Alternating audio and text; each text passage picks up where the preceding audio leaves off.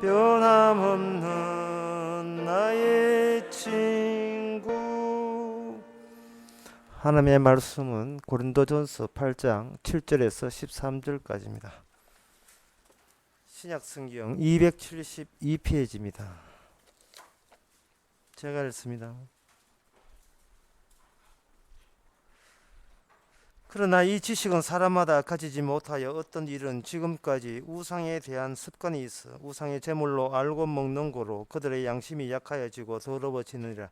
식물은 우리를 하나님 앞에 세우지 못하나니 우리가 먹지 아니하여도 부족함이 없고 먹어도 풍성함이 없으리라. 그런즉 너희의 자유함이 약한 자들에게 거치는 것이 되지 않도록 조심하라. 지식이 있는 내가 우상의 집에 앉아 먹는 것을 누구든지 보면 그 약한 자들의 양심이 담력을 얻어 어찌 우상의 제물을 먹게 되지 않겠느냐. 그러면 내 지식으로 그 약한 자를 멸망하나니 그는 그리스도께서 위하여 죽으신 형제라. 이같이 너희가 형제에게 죄를 지어 그 약한 양심을 상하게 하는 것이 곧 그리스도에게 죄를 짓는 것이니라. 그러므로 만일 식물이 내 형제로 식족해 하면 나는 영원히 고기를 먹지 아니하여 내 형제를 실족치 않게 하리라. 아멘. 무슨 이야기냐 하면은 이런 이야기입니다. 사도 바울이 세상이나 사람을 대할 때 반드시 멸망이라는 코드, 멸망이라는 의미를 담고 상대방에게 다가갑니다. 이 상대방을 볼 때에 뭐 잘생겼느냐 그걸 보는 게 아니고 저 사람이 멸망될 자냐 아니면 멸망에서 벗어난 자냐, 그런 안목을 가지고 그 사람을 대하고 세상을 본다는 겁니다. 근데 그 멸망은 무엇과 연관되어 있느냐 하면 여기 보면 우상제물과 연관되어 있다는 겁니다. 우상제물과. 이 논리가 이래요. 당신은 멸망당합니다. 왜? 우상제물을 인 줄 모르고 먹고 있기 때문에 그렇습니다. 지금 사도 바울이 말을 툭 이렇게 던지는 거예요. 우리는 여기서 사도 바울이 세상 사회생활 잘하기를 기대하지 맙시다. 우리가 사도 바울이 어느 회사에 취직하기를 기대하지 맙시다. 지금 사고방식이 희한해요. 보통 사람은 저 사람이 나한테 어떤 이익을 줄 것이냐 그런 상업적 목적을 가지고 대하는데 그게 아니고 저 사람이 멸망받을까? 구원될 사람일까?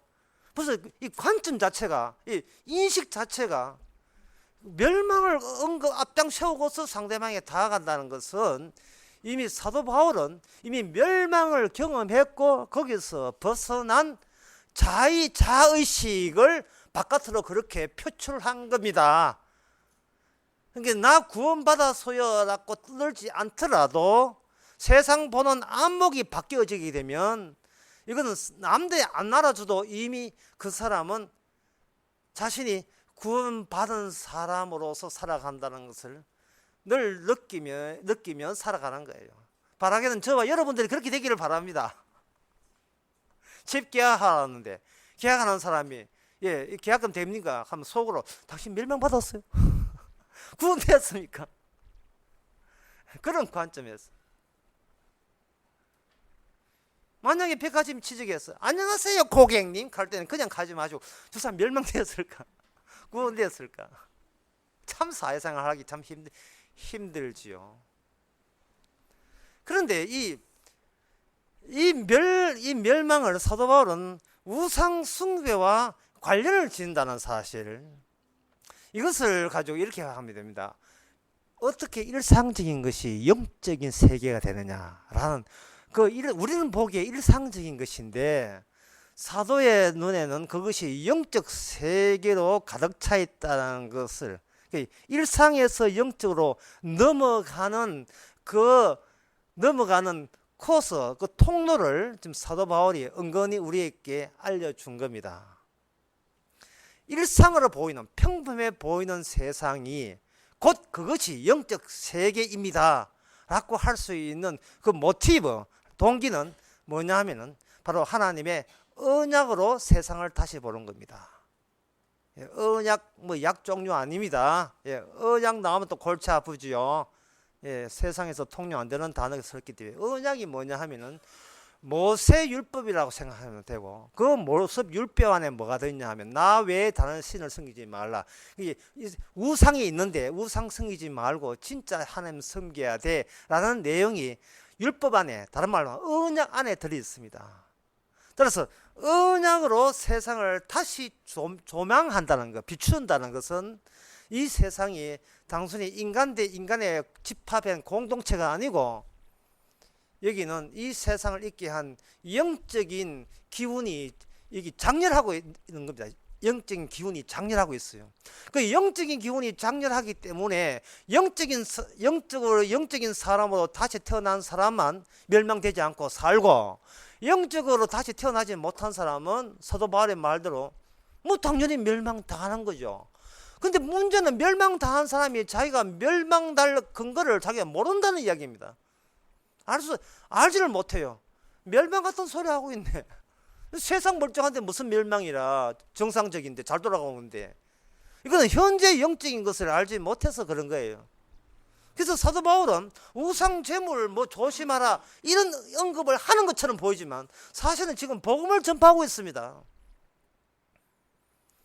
하나님께서 이 세상의 모든 것은 여러분들을 살리기 위함입니다. 그럼 우리는 어떻게 하면 살지요? 멸망당 어떻게 하면 살지요?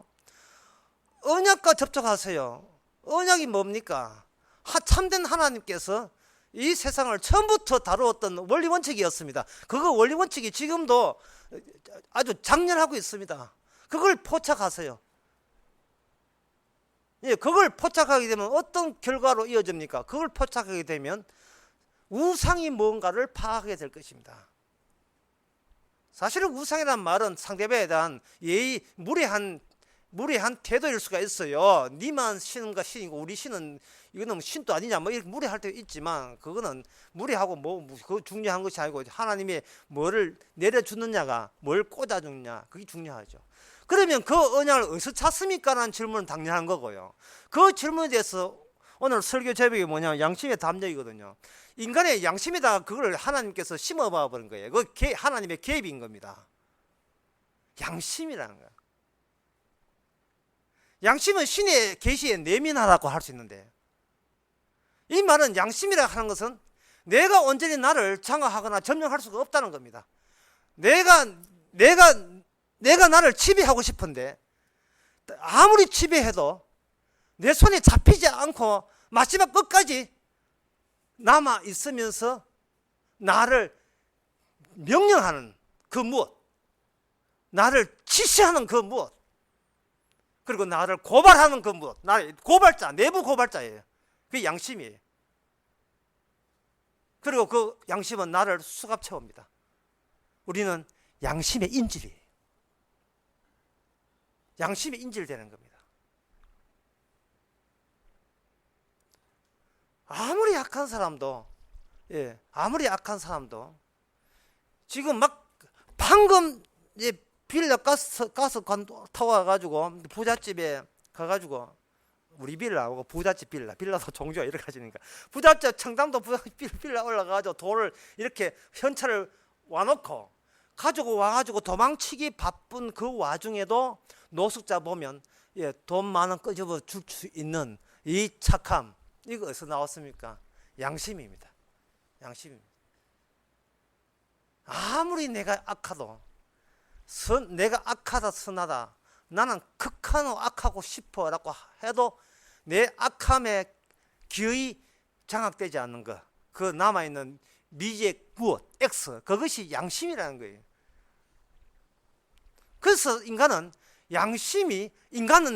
나의 양심에도 불구하고 내가 나를 온전히 장악하지 못하는 데서 인간은 불안한 겁니다. 사람이 살아가는 자체가요, 이게 불안해요. 뭔가 알아서 두려움인데, 그 두려움에 대해서 한마디로 이렇게 질문하면 다 끝나는 거예요. 혹시 약점 잡혔습니까? 저는 인생을 한마디로 표현하자면 딱 그게 인생은 딴 게 아니고, 알 수 없는 곳에 약점 잡혀 사는 그런 형국, 그게 인생입니다.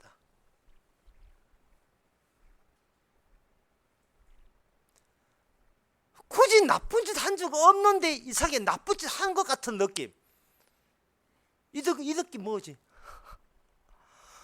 굳이 쫓길 필요가 없는, 경찰한테 쫓길 필요가 없는데 경찰관이 기서 어이 가버리면 저 말입니까? 라고 화들짝 놀라는 이 버릇은 어디서 나온 거죠? 이게 어디서 나온 겁니까?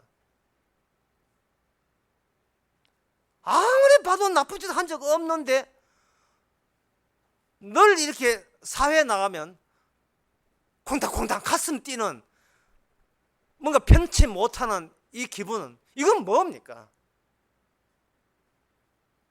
약점이 있어서가 아닙니다. 약점 잡혀서가 문제예요. 약점과 약점 잡히선을 우리가 구분합시다. 약점 잡힌 거예요. 약점 잡혔어요. 그 약점 잡힌 것을 나름대로 해소하고자 우리는 내가 마지막 꿈추고 있는 선함의 아지트, 양심에다가 우리는 호소를 하죠. 양심껏 살자. 양심아, 이제부터 내가 양심껏 네 식구들 양심껏 살게. 그 양심 무슨, 네 갑자기 안 한 짓을 왜 해? 몰라, 그 이유를 모르겠어. 내가 어디 약점 잡히면 뭐 해라. 그 누가 약점 잡은데? 그걸 알면 해결하게. 그걸 모르니까 문제인 거예요. 자꾸 쫓겨다녀요.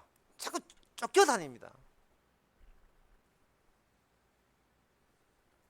그런데 이 양심이라는 것이 이게 궁극적인 해결책이 뭔다는 이유가 있어요. 그게 뭐냐면, 내가 양심 곱다고 해서 봄에 씨 뿌려 놓으면 가을 되기 전에 여름에 수확됩니까? 내가 양심 고우면 홍해가 갈라집니까? 내가 양심만 고우면 갑자기 가뭄에 막 비가 막 내고 그런 거예요. 내가 아무리 양심 좋아도 내 주변이나 내 일상에 어떤 변화를 유발시킬 수 있는 힘이 없지요.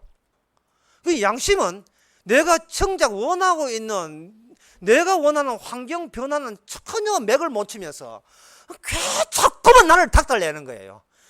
남한테는 쭉도 못 쓰면서 이 나만 쥐고, 나만 왜 가지고 왜 그래? 이 나만 쥐고 계속 흔들고 있는 게, 나만 쥐고 네 그랬어야 되느냐?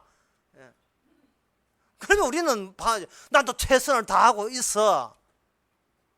최선하는 거 꼬락 쓰니까 그거냐? 뭐 더 이상 어쩌란 말이고. 그럼 다른 사람, 니 누구하고 이야기하는 거야? 아니, 근데 니 몰라도 돼. 내하고 대화하는 거야. 이 꿈에 대화한 거야.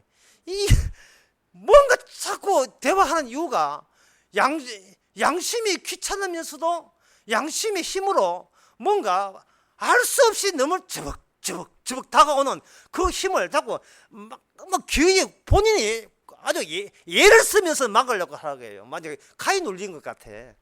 가위 눌린 거. 공포 영화에 나온 것처럼 여고생이 저벅 복도에 막 걸어온 것처럼 뭔가 모든 게 공포스러워요. 산다는 게. 정신 바짝 안 차리면 이건 못 살 것 같아. 약점이 있어서 우리는 그것을 이렇게 해결합니다. 내가 약점이 많아서 그렇구나. 그러면 해결점은 장점을 키우면 되겠네. 이래 하는데, 약점이 많아서가 아니에요. 약점 잡혀서 그런 거예요. 약점 잡혀서. 근데 누가 잡았는데요? 모르지요. 누가 잡은지는 모르지요. 본인이 잡히고 있으면서 누가 잡은지를 몰라요. 예를 들면 이런 겁니다. 제가 언젠가 울산에서 그런 성공부하면서 제일 먼저 언급한 것이 가룟 유다를 언급했는데, 가룟 유다를 언급한 이유가 있습니다. 가룟 유다가 죽을 때 모습이 아주 굉장히 깊은 의미를 가지고 죽었거든요. 가룟 유다가 죽을 때 마태복음 27장 3절에 보면, 때에 예수를 판 유다가 그 정죄함을 보고 스스로 뉘우쳐 은 30을 제사장에게 도로 주며 가로되 나는 무죄한 피를 팔고 죄를 범하였도다 하니, 가로되 무슨 소관이 있냐 이렇게 하니까 가룟 유다가 스스로 목매어 죽은지라 되어 있어요. 스스로 목매어 죽은지라. 자, 가룟 유다가 자살한 이유는 뭐냐? 뚜렷해요. 내가 죄 없는 사람을 내가 죄 있다고 거짓 증언해서 팔리게 하는 데 있어서 내가 주도적으로 관여했다. 그런데 이제 중요합니다. 돌이켜 보니까 내가 참 잘못되었구나. 돌이켜 참 잘못되었구나. 잘못되었으면 잘못된 건데 왜 스스로 죽습니까? 이게 중요한 문제예요. 잘못되었으면 뭐 다들 잘못하는데 뭐 나만 잘못했어 이러면 사면 되는데 왜 잘못되었는데 왜 자살을 하느냐 이 말이죠. 계속 잘못되었다고 평생 받으면서 살면 되는데 왜 추궁받기 싫어서 왜 자살하느냐 이 말입니다. 그게 뭐냐면 인간의 양심은 그 선한 양심을 누가 주관하느냐, 이게 사탄이 주관하거든요. 양심의 끝에는 사탄이 있어요. 그리고 사탄은 선과 악 사이에 우리가 균열을 일으켜서 일치되지 못합니다. 일치되지 못하는 데서 우리는 악에게 쫓기게 만들면서 결국은 죽게 만들어요. 사탄이 우리 인간에게 심어준 게 뭐냐 하면은 하나님 보시기에 힘이 좋았더라 하는 그 인간으로 하여금 자기의 나를 만든 창조주를 향하여 창조물이 되레 반항하고 정하고 비난하고 공격하도록 그렇게 조치를 한 것이 사탄입니다. 그런데 인간은 너무나 점잖기 때문에요. 하나님을 만드신 하나님께 영광을 돌리고 싶어 하지 요거 하고 싶지 않아요. 하지만 계속해서 마귀는 우리로 하여금 뭔가 자꾸 쫓기게 만들고 약점 잡혀서 법을 떨게 만들어서 내가 있다는 존재하는 자체가 나로 하여금 못 견디게 만드는 그런 실존, 그런 삶이라는 것을 느끼게 만들어요. 따라서 탈출구는 하나밖에 없어요. 자살은 죽으면 그만이에요. 그러면 내가 비난받지 않지요. 내가 못났다는 것에 내가 동의할 수밖에 없는 그 처지라는 거. 다시 말해서 내가 스스로 구원할 수 있는 기회가 영원히 나에게 늘 기회가 없었다는 사실을 내가 안다는 것이 얼마나 절망스러우냐 이 말입니다. 내가 스스로 힘으로 어떤 해결책이 없으면 없는 살면 되는데 없다는 사실을 미리 땡겨서 그걸 이미 알아챘다는 것이 얼마나 나를 비참하게 만들잖아요. 나를 비참하게 만들어요. 내가 못난 거 알아요. 내가 죄 있는 거 압니다. 하지만 그게 전부예요. 그게 전부예요. 대책이 없어요.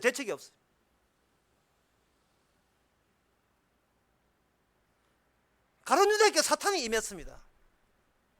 사탄이 임할 때 주님께서 그냥 당연하게 이야기했어요. 요한복음 13장 27절에 보면 요한복음 13장 27절을 제가 한번 읽어 드릴 테니까 그 읽은 내용이 주님이 가룟 유다와 한 이야기가 별 내용 없어요. 아주 간단한 이야기입니다. 사단이 그 속에 들어간지라 이에 예수께서 유다에게 이르시되 내 하는 일을 속히 하라. 내 하는 일을 속히 하라. 이걸 쉬운 말로 요즘 말로 번역하면 배고프냐? 밥 먹어라. 이거랑 똑같은 거예요. 예. 잠오나? 잠자라. 놀러 가고 싶어?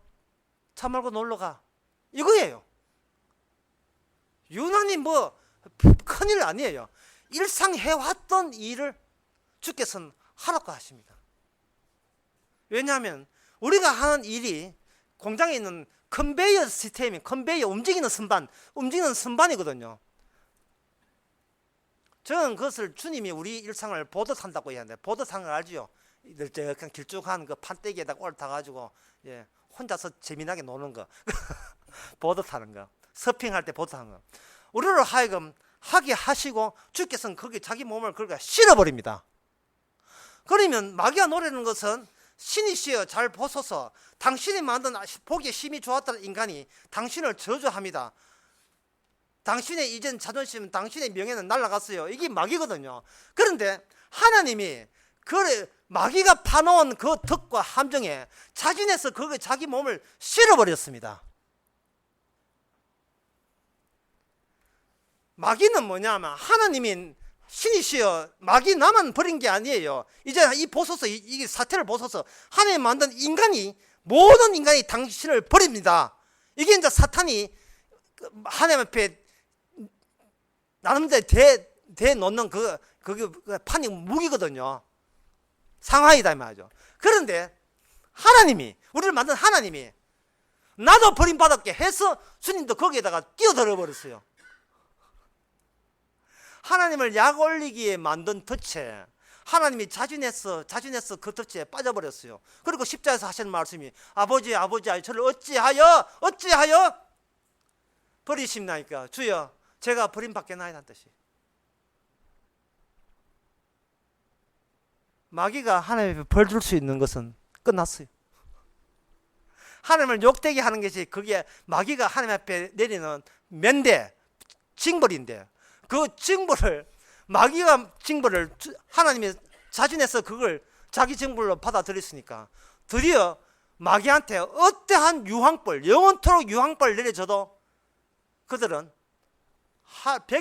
입이 10개라도 할 말이 없게 되어버렸어요. 할 말이. 그리고 마귀와 그 마귀에 속한 자들이 지옥 가서 당하는 것은 그냥 세월 보내는 식으로 당하는 게 아닙니다. 마땅하니이다 하면서 영원토록 거기서 벌받게 되었어요. 마땅합니다. 쉽게 말해서 하나님을 몰랐더랬습니다. 나는 그냥 시원한데 앉아 계시는 하나님만 생각했지. 내가 저질른 죄 속에, 자진해서 죄 속에 들어오는 그런 하나님을 살아생전에 몰랐더랬습니다. 우리는 천지를 창조하시고 그들먹거리는 그런 하나님, 천지를 창조하시고 찬미와 영광만 받으시는 그런 하나님만 생각했죠. 내가 감추고 싶은 내 죄 속에, 나도 미처 모르는 죄 속에 주님께서 나보다 먼저 그 죄 속에 뛰어들어서 아버지로부터 받는 모든 벌을 나와 다 같이 받아내시는 그런 하나님, 그분이 바로 나를 창조했기에 우리는 마땅히 죄인이어야 한다는 사실을 우리가 사전에 몰랐지. 그걸 모르게 되면 지옥 가는 거예요. 내 주제를 모르면 지옥 가는 거예요. 내가 이 땅에 사는 것이 벌 받는 식으로 산다는 사실을 모르면 지옥 가는 거예요. 하나님이 우리를 죽어갖고 이 세상에 만든다는 사실을 모르면 지옥 가는 거예요. 이거는 사는 곳이 아닙니다. 만약 살려고 하면 우리는 쫓깁니다. 벌벌 떨게 돼요. 우리는 약점 잡히게 됩니다. 이유도 모르는데 이상히 우리를 조금만 실수해도 막 사전에서 누가 고발 들어오는 것 같아요. 파파라치가 한 2,000명 되는 것 같아요. 우리 주위에 파파라치가 막 사진 막 찍어 대는 것 같아요.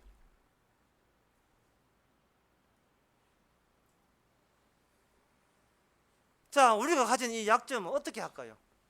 약점을 장점으로 바꿔야 됩니까? 지금 설교 다시 해봅시다.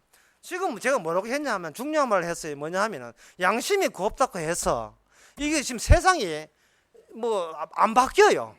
양심은 아무 내가 원하는 현실을 양심 고와도 안 바뀌집니다. 내 인생 안 바뀌어져요.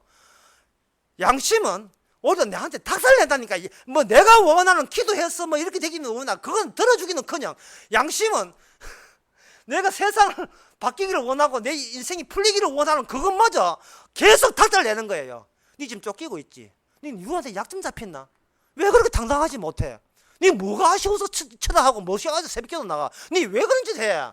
니가 왜 교회 나오고 왜 새벽기도 나오고 왜 11조 왜 하는데? 니 지금 쫓기고 있잖아. 니가 그것으로 네가 보충하려고 어떻게 신체 한번 고쳐보려고 네 미래를 그렇게 하지.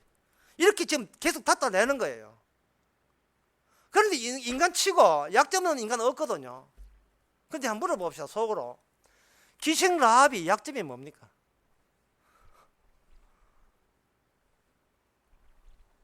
누가 이야기해? 기생 라합은 기생이 약점이다. 창녀짓을 한 게 약점이다. 창기짓이 약점이지. 그거는 네 생각이고 주님 보시기에 기생 라합은 약점이라 하는 것은요, 구원을 잡아 당기는 고리예요, 고리. 약점이 바로 약점을 통해서 땡겨 올리는 거예요. 낚시 걸어서 올리는 거예요. 구원하시는 거예요. 약점을 자랑합시다. 마귀는 우리의 약점을, 우리를 멸망으로 파탄으로 몰아넣습니다. 로마서 8장 이야기입니다. 누가 너를 고소하더냐. 마귀는 양심을 가지고 계속 고소해요. 가룟 유다가 얼마나 고소를 당했으면, 얼마나 시달렸으면, 자기 외에 두 개의 주관이 있습니다. 자기란 주관과 마귀란 주관. 그 마귀란 주관에 얼마나 시달렸으면 나중에 피할 것이 없으니까 스스로 자기 폭탄 자폭해버렸어요. 폭발해. 너무 괴로우니까, 너무 시달리니까, 차라리 내가 죽으면 더 이상 너는 나를 하타나, 너는 나를 고발 못 하겠지. 결국 해결책이 자폭 하나밖에 없었습니다.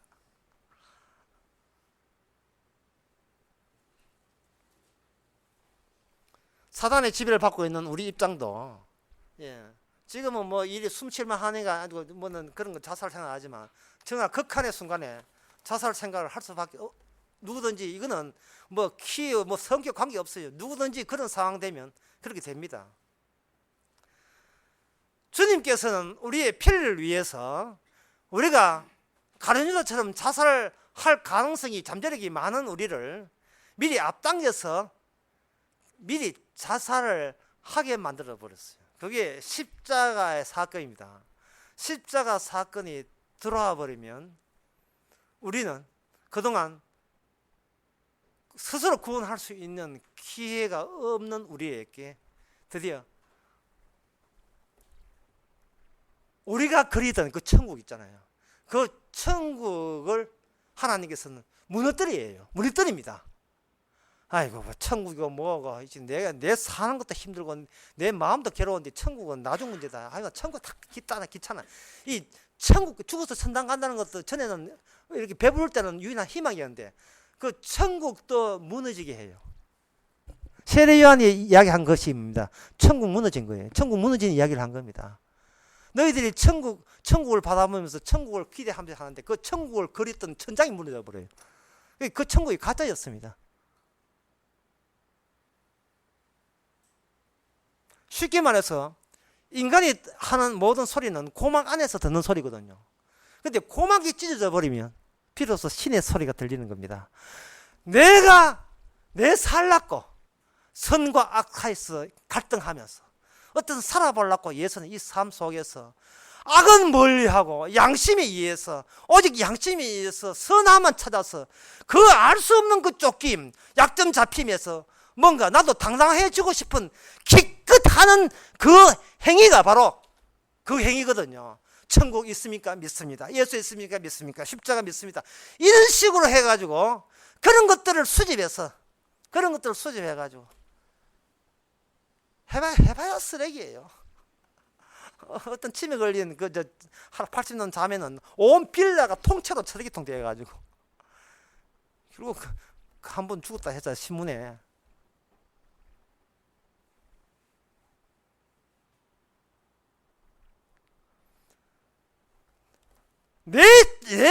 이겁니다. 내 힘으로 내가 구원받겠다는 거예요.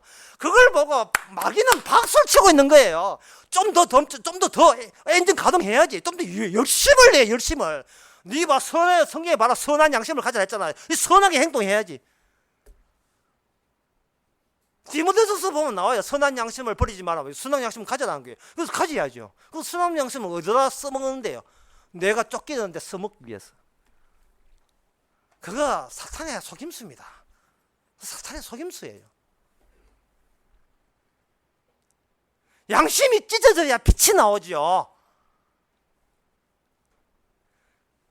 쉽게 생각합시다. 마귀가 인간을 지배할 때 양심만 빼놓고 지배했을까요? 천만의 말씀, 양심까지 포함해서 지배했습니다. 그런데 인간의 양심이 있다는 것은 영적 존재예요. 이 영적 존재를 믿든 안 믿든 간에 이미 영적 존재예요. 죽는 걸 왜 죽는지 모르기 때문에. 무조건 영적, 여분의 것이 있어요. 인간은 지가 깨닫는 여분의 것이 있다고요. 물리적으로 과학적으로 아무리 따져도 여전히 남아있는, 해결되지 않는 게 있다고요.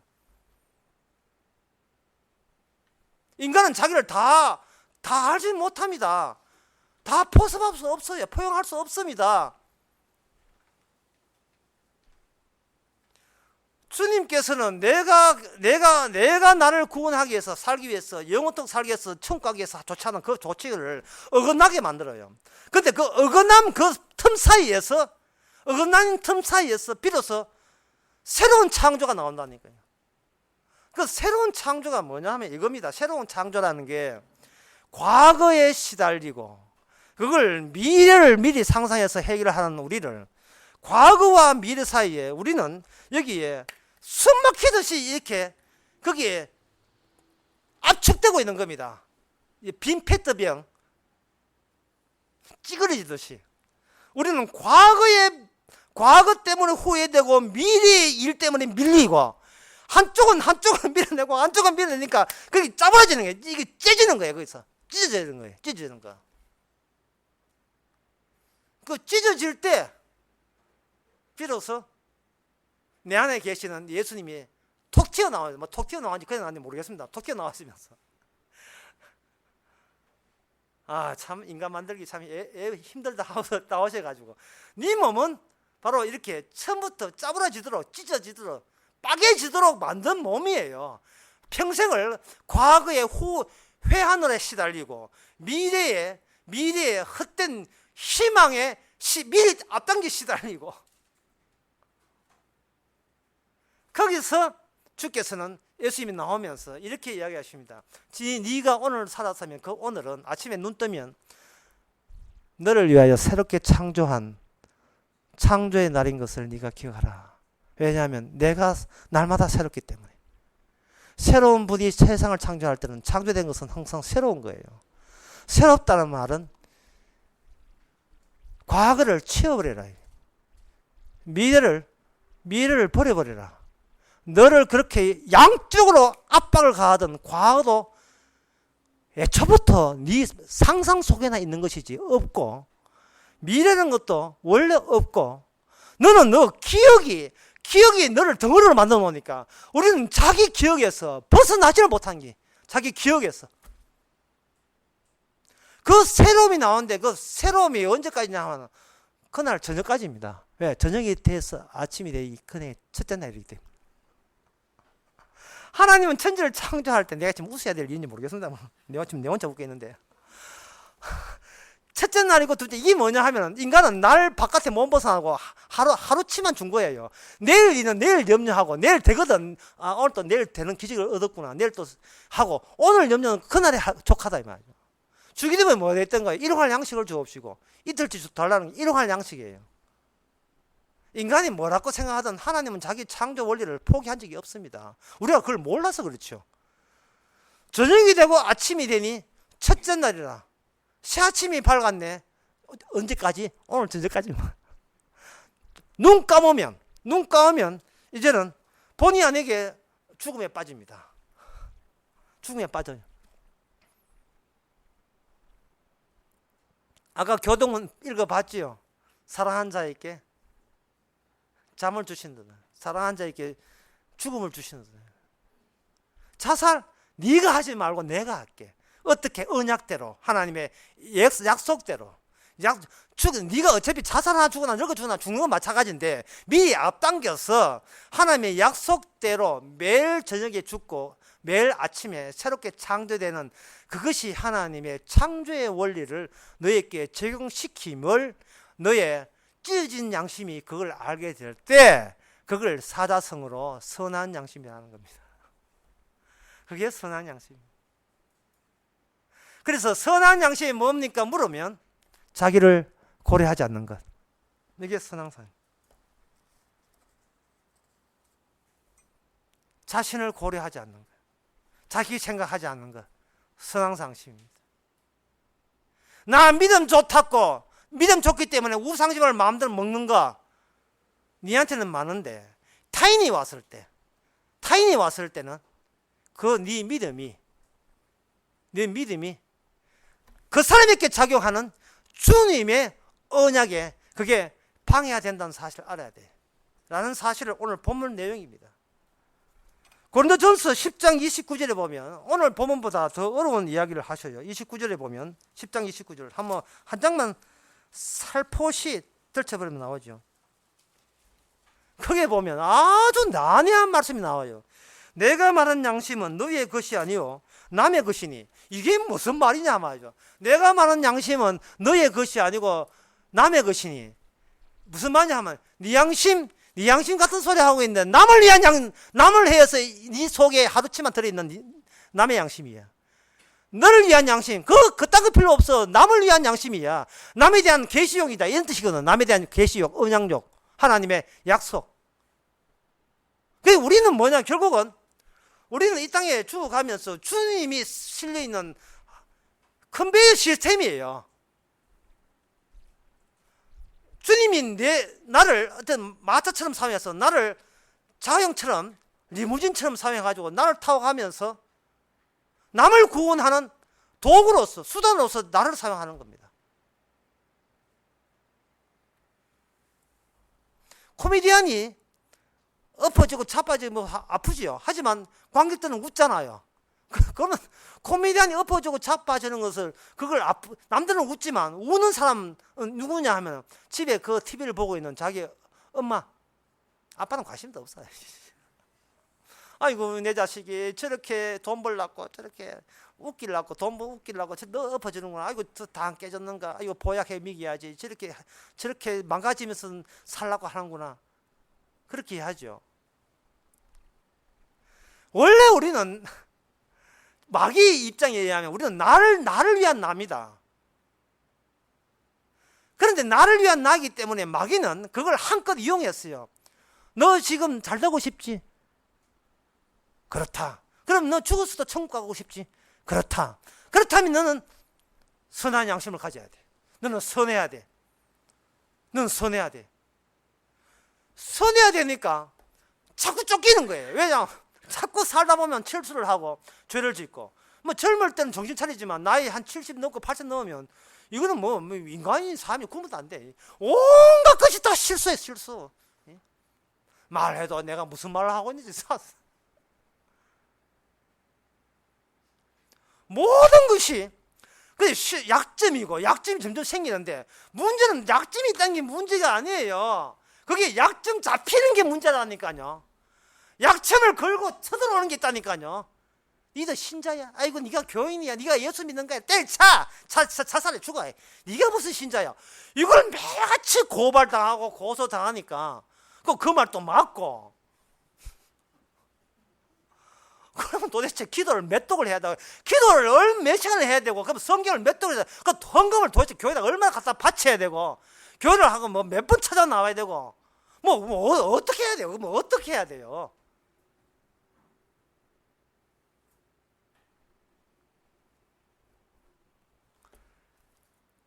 요 앞에 여러분들이 나중에 식사할 때 잠시 요 앞에 창문을 보세요. 창문에 프랭카드가 하나 나올 겁니다.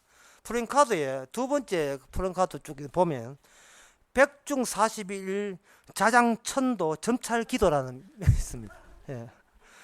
803 지장서원 981에 0151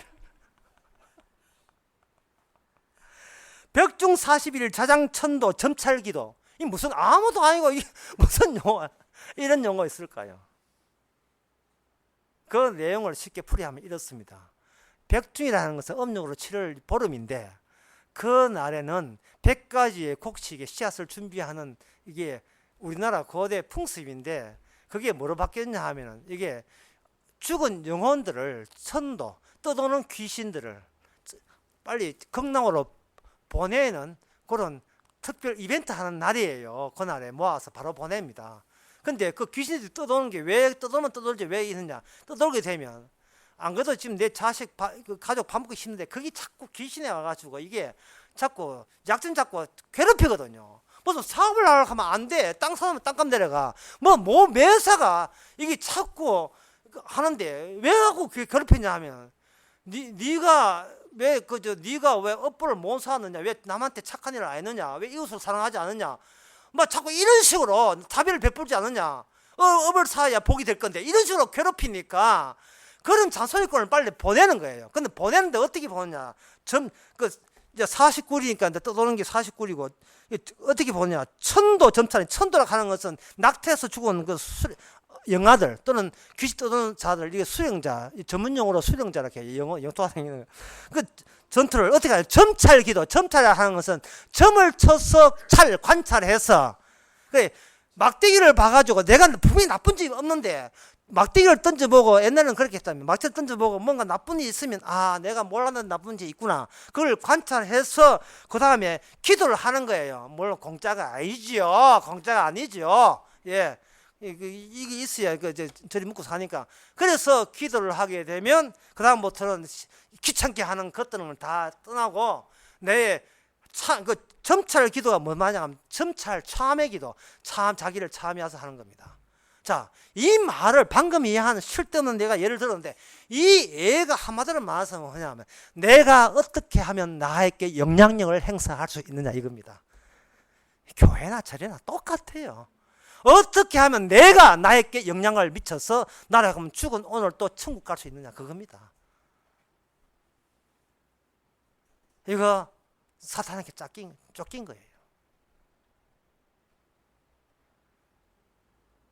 딱 하나입니다.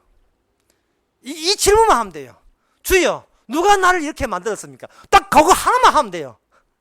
주께서 의도적으로 우리에게 사탄에게 쫓기게 만들었습니다. 왜냐?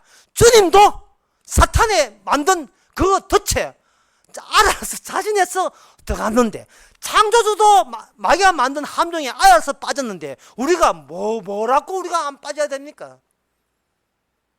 이 땅에서 빠져 죽어 마땅하죠. 그런 마음으로 살면 돼요. 예. 우리가 가는 곳이 십자가 가는 길입니다. 근데 십자가 가는 그쪽에서 뭐가 대기되어 있는가? 천국 가는 전세 버스가 대기되어 있거든요. 그래서 빌립보서 3장에 보면 내가 어찌하든지 십자가로 가서 어찌하든지 천국의 부활에 이르러 합니다. 그는 십자가라 하는 것은 뭐냐? 내가 나한테 기대 걸지 않는 거예요. 더 쉽게 해봅시다. 내 뜻을 세우지 않는 겁니다. 내 뜻을, 내 기대를 아예 세우지 않는 거예요. 어떤 인생의 목적 같은 것은 뭐 세웠습니까? 다 헛거라고 미리 앞당겨서 헛거라고 자포자기 하세요. 다 시잘데기 없는 겁니다. 다 시잘데기 없는 거예요. 자꾸 꿈과 길이가 있으면요, 여기한테 마귀한테 계속 콩닥콩닥 쫓긴다니까요. 뭔가 밥을 먹어도 밥맛이 잠을 잠이 안 와요. 왜? 쫓기니까. 나는 쫓기니까. 내일 되면 좋은 날 돼야 되는데, 내일 되면 행복한 날 되겠는데, 그게 쫓기는 게 그게 내일 돼도 똑같아요. 제가 아는 진리는 뭐냐? 20대 되면 40대는 좋아지겠지. 돼 봤거든요. 60대면 좋아지겠지. 60대 봤어요. 난방 있고 60대 봤거든요. 소용없어요. 나는 60 넘으면 그때 되면 또 걱정을 또 쫓겨요. 여기 70대신 분은 저 뒷좌 뒷방에 계시고 여기 계시는데 어떻습니까? 뭐 좋은 날 됐던가요? 거짓말입니다. 거짓말입니다. 약점 잡히지 마세요. 네가 지난날 했던 그 동영상 갖고 있더라. 내한테 큰 거 석장 내라.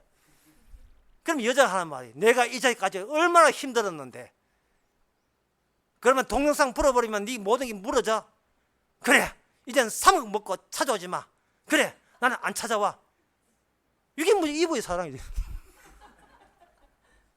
그게 뭐냐?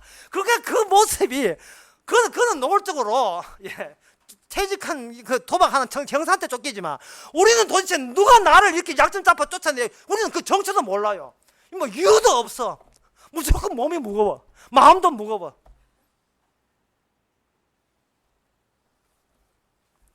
마음의 병이라 하는 것은 과거의 기억에서 나와서 나를 지금 올라와 맺는 병이에요. 과거에서. 과거는요, 우리가 살아온 게 과거가 아닙니다. 주께서 한 날 한 날 토막 내어서 은혜 주신 날의 집합이 과거예요. 그런데 자꾸 왜 거기다 과거 앞에다가 나를 붙입니까? 나의 과거 없습니다. 어제 저녁에 죽었어요. 오늘 새날입니다. 성격 좋다는 말이 딴 말이 아니에요. 과거를 생각하지 않고 내일을 생각하지 않는 것이 성격 대길이에요. 최고의 성격 좋습니다. 실컷 사고 놓고 TV 보면서 웃는 거, 그게 성격 좋거든요. 뭐 무슨 일이 있었나? 근본적으로 내 양심 내 거 아니거든요. 그렇다면 나도 내 거 아니에요. 나도 내 거 아닙니다. 옷 입었다. 주께서 그도 입으라고 준 거예요. 이 신발 사다 주께서 그 신발 사게 하신 겁니다. 그 가방 주께서 사게 하신 거예요. 세일해가지고 사게 하신 거예요. 모든 것이 내 것도 아닌데 주님 거 와놓고 내가 얼마나 평소에 마귀가 쫓기는지 알기 위해서 내 가방 내 신발이라고 해놓고 함중에 마귀의 덫에 걸려들게 해놓고 그걸 스스로 마음고생 직탁에 해놓고 그걸 찢어버리면서 그 장막 내가 생각한 내가 심어놓은 그 현실 속에 뭐 지옥도 있는데 모든 것이 매일같이 저녁과 함께 무너지게 하시는 다 무너지고 내가 발걸음을 세시는 것도 주님, 머리카락도 자란 것도 주님, 그동안 내 인생에서 살아온 것도 주의 것입니다. 그 짧은 0. 몇 초 동안에도 잠시 반짝하는 것처럼 느끼게 하는 거예요. 끝으로 이 말씀 들으면 맞겠습니다. 네온가 이게 네온, 그저 화학에 네온이 있어요. N인가 하여튼 네온이 있어요. 그 네온이라는 그 가스가 있거든요. 네온으로 만드는 것이 이제 네온 사인이거든요. 네온과 네온사를 구분하세요. 네온을 이렇게 바깥에서 보면 앞에 이렇게 들다 보면 그냥 전멸 깜빡깜빡깜빡거려요. 그런데 멀리서 보면 이미지입니다. 꺼진 불도 다시 보자. 버쩍버쩍버쩍. 예, 차조심 하세요. 멀리서 보면 하나의 이미지로 다가오는 거예요. 하나의 픽셀 또는 하나의 모자이크의 부분. 우리는 나만 생각하니까 세상이 내 중심 돌아가죠. 우리는 하나님 만든 네온 사인, 네온 플러스 사인, 네온 사인이에요. 하나의 사인입니다. 이미지입니다. 주께서 너는 다른 쪽의 사인이고 나는 내 쪽의 사인이고 합쳐버리면 그리스도의 새 현실이 되는 겁니다. 어떤 현실? 주께서 마귀로부터 빠졌는데 무사히 성공했다는 것, 부활로 탈출 성공했다는 것을 우리에게 집어넣어주면 우리는 이 땅에서 시달리면서도 감사하게 되는 겁니다. 그 찢은 걸 통해서 주님의 앞에 찬양하게 되는 겁니다. 그것이 바로 남을 위한, 주님을 위한, 타인을 위한 선한 양심입니다. 기도하겠습니다. 하나님 아버지, 우리 안에 계시 주시니 감사합니다. 하지만 그 계시가 마귀로 물들어서 얼마나 우리한테 시달리게 하는지, 힘들어하는지 얼마나 죽고 싶은 마음밖에 없습니다. 그 죽고 싶은 마음도 나만 생각했던 나온 결과인 것을 깨닫게 해주시고 십자가를 격려하면서 주를 위한 나인 것을 새삼 발견해서 찬양케 하옵소서. 예수님의 이름으로 기도합나이다. 아멘. 다 일어나셔서